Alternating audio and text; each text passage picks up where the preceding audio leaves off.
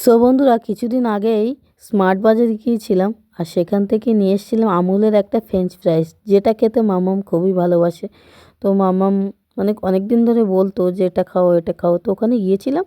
তো ফাইনালি নিয়ে আসলাম। আর এই দেখো, কড়ার মধ্যে তেল দিলাম। তেল দিয়ে এবারে এগুলোকে ভাজা হবে। তো ভাজার আগে প্যাকেটটা তো খুলতে হবে।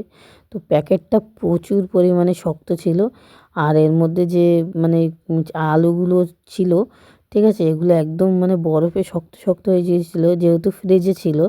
আর এগুলো আমি ভাঙছি, ঠিক আছে। আর মাম্মাও আছে আমার পাশে দাঁড়িয়ে, ও দেখছে আমি কী না কী করছি।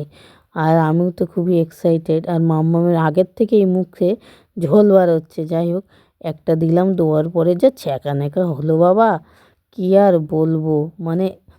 বরফটা আছে না, তার কারণে তেলে জলে ফুটবে তো। আর মামা এদিকে নাচানাচি করছে। আর এরকম কথা বলতে বলতে দুটো ভাজা হয়ে গেছে আমাদের। তো এটা ছিল গিনিপিগের মতো একটা টেস্ট, ঠিক আছে। আর তারপরে আবার ভাজতে দিলাম। আর যে যে দুটো গিনিপিগকে টেস্ট করলাম, সেগুলো ঢ্যাস ঢ্যাস করে আমরা খেয়ে নিলাম, ঠিক আছে, কাউকে না দিয়ে। আর তারপরে এই দেখো, এগুলোকে ভালো করে লাল লাল করে ভেজে নিলাম, ঠিক আছে। আর আর মাম্মাম এদিকে তো লাফালাফি করছে। আর এই দেখো, লাল লাল করে ভাজা আমাদের রেডি ফ্রেঞ্চ ফ্রাইস, ঠিক আছে। আর এখানে আমি নিয়ে নিয়েছিলাম একটু সস, টমেটো কেচাপ, ঠিক আছে। আর এটা দিয়ে খুবই ভালো লাগছিল।